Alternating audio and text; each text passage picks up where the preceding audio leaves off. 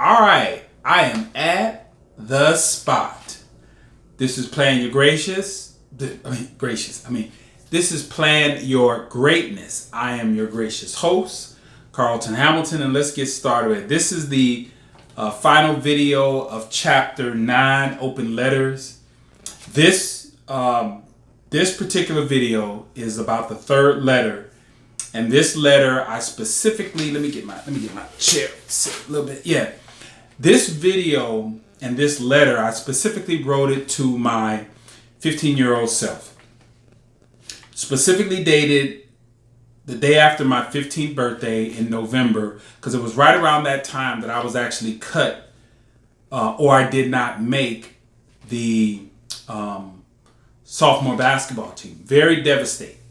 I mean, I had been watching these games at Ritz Central High School. Shout out to Ritz Central High School in Olympia Fields. You see the Letterman's jacket there, and we'll get to that in a little bit later on with some other stuff. Is that I had been wanting to be an Olympian.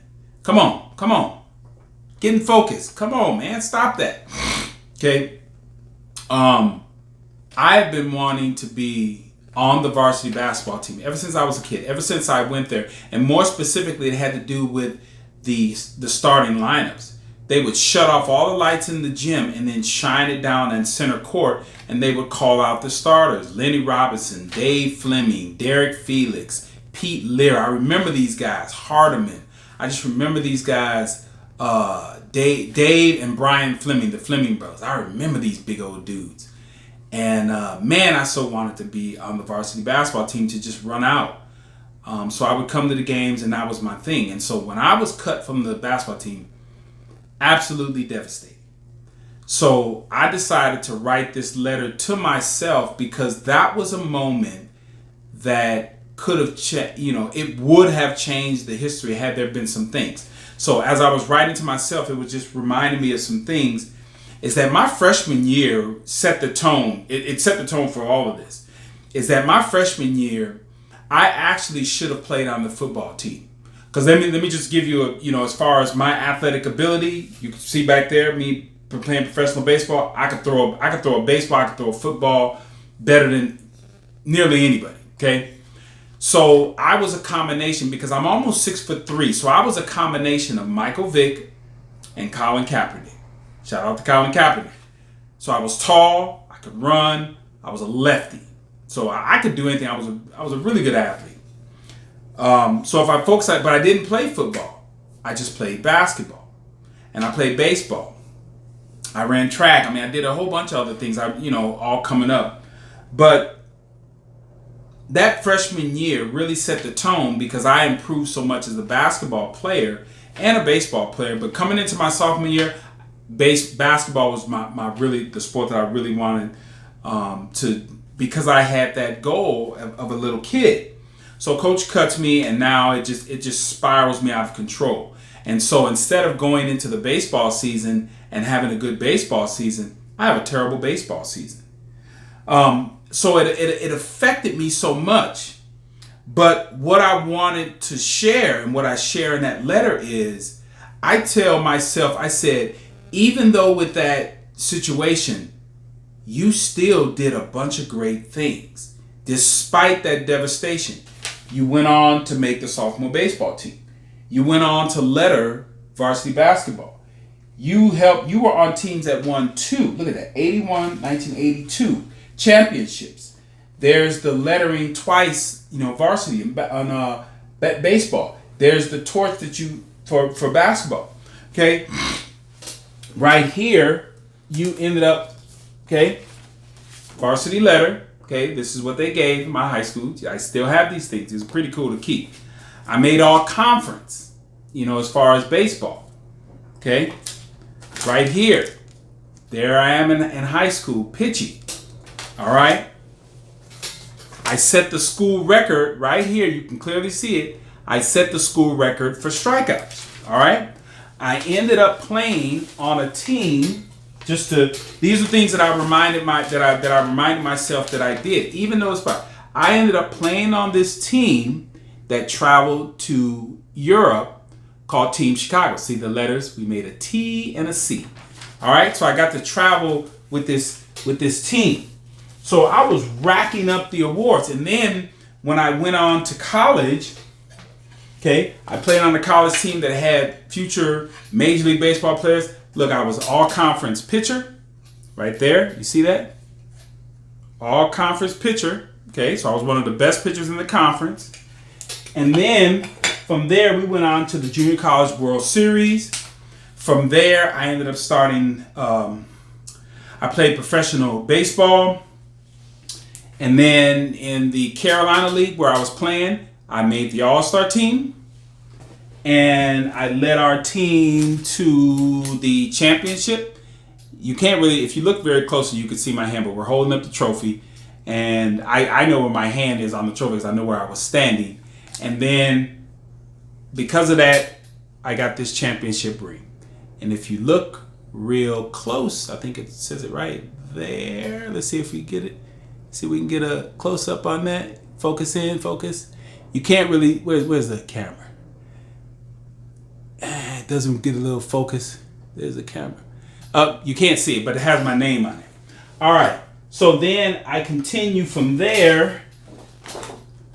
I end up being like one of the top prospects in the Chicagoland area. They have this big dinner, all this other stuff, and then I there I am pitching first time in with the major league team.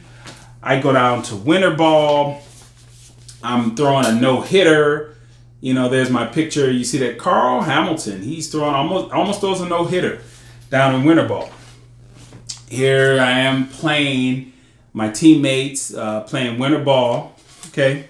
So all these things I share with myself in spite of, and this right here is my high school transcripts. 1.15351 grade point average. And so, you can't see it, like directly behind me.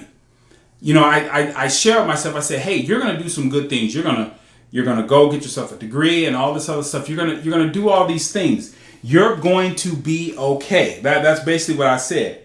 You're gonna be a motivational speaker. You're going to be a business owner. You're going to be an author. You're going to be a father. Yes, you are going to have teenage children based on the decisions I made with you, or decisions you made. I'm talking to you, my little young Carlton. The decisions you made right then. You're going to go through some ups and downs. You're going to go to prison. All these things I'm laying out to him in the letter. And I said, but you're going to persevere. And as I am writing this letter, I'm here to let you know that you turned out okay. Even though all the nonsense you went through, you're going to turn out okay. All right? But then I go back and say, look, come on, let's get focused. Come on. Yeah. All right. After I share that with him, look, nice jacket.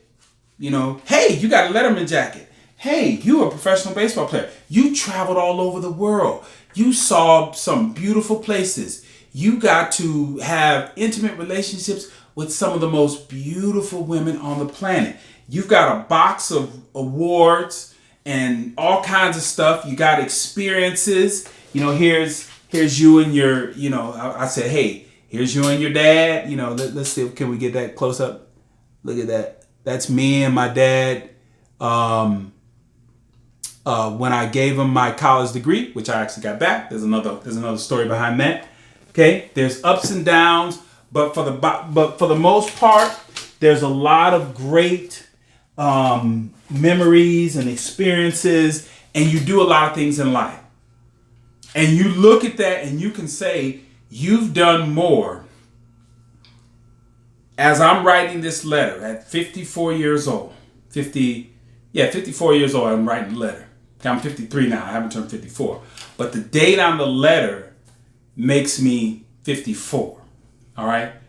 So in that lifetime, you've done more than probably 99% of the people on the planet. Travel, women, education, just life experiences, all these things. I was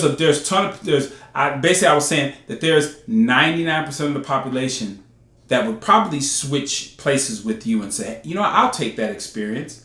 I'll modify some stuff, but I'll take all those ups and downs. I'll take it all. All right. So again, I'm letting them know that, hey, you did all this stuff. You did all this stuff. Even after that devastating moment, you are so distraught. But this is what you do.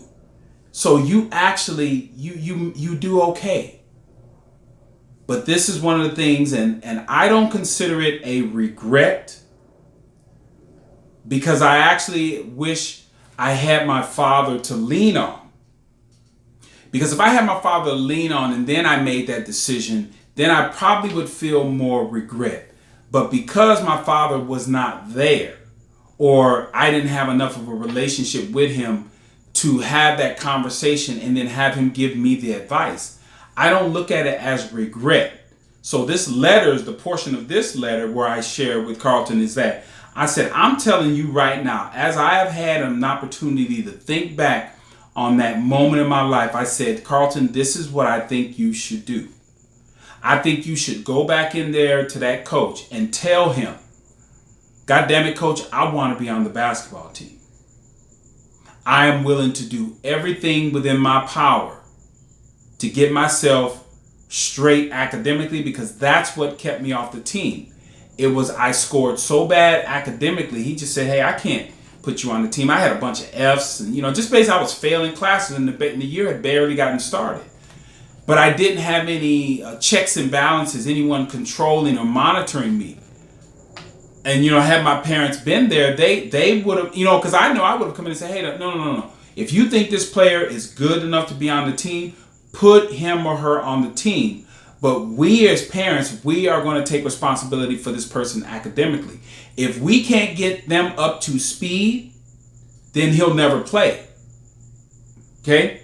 But get him there, get him to practice, let him be, a part of this team. And we're gonna work with him as far as academics. We're gonna take that out of your hand. You just coach him. We're gonna do the academics. See, that's what parents could do. Or me being mature enough to just say, you know what, coach, I messed up. I should have been on top of my academics. But I tell you what, coach, give me a time frame. Give me a month, or give me until the first game of the season, or just give me as long as I'm making progress from this point forward, let's check every bit of progress I'm making. And if I'm not at any point making any progress, just tell me to kick rocks. But as long as I'm making progress, keep me here, keep me practicing, because I want to play this basketball. I love this game. I just did not have the support that I needed to do the things that I needed to. That's what I shared with him in the second half of the letter is, I want you to go back in there and fight for it. And I know as I'm sitting right here, I said, if I had the power to do that, to write this letter back to him, realizing that whatever I have accomplished right now was going to be gone. It was going to be completely different. Because that one conversation with him, as far as creating him a new world, would have changed everything moving forward. I may still have played baseball, but it would have been under a different circumstances. Just completely different mindset and preparation. And I would have been able to conquer a lot more things down the road later on. So that's why I felt important to write that letter, because I wanted to make sure that I addressed a moment in my life and gave myself the encouragement and the right motivation, because I know that scenario is going to come back later on with my son. And my son is going to then ask me, hey, Dad, I'm facing this scenario and I'd like your guidance on it, And I'm going to be like, you know what? I'm glad you're asking me, because I wish I'd had this moment with my dad on several occasions. And so the fact that I've been close enough that you feel comfortable enough to seek my expertise, I'm gonna, let's chop this up. Let's go eat some breakfast or whatever we're gonna do, and let's work this thing out together. All right. So,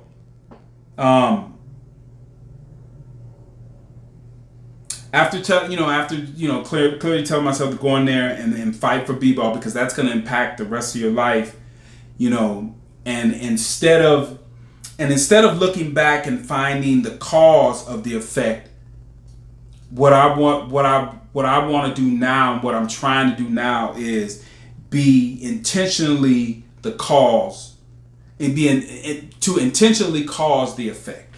And that's what I try to look at right now, is that instead of going back and rehashing my past and saying, man, I see that, made me do this. And I go, that really doesn't do any good. I get it. But what I want to make sure that I'm doing from this point forward is being intentional in the creation, in the cause of the effects that I want in my life moving forward. All right. So this is the last one of chapter 9. We're going to move on to chapter 10. That's going to be a good one as well. But my challenge is, what are you doing to intentionally cause an effect positively in your life?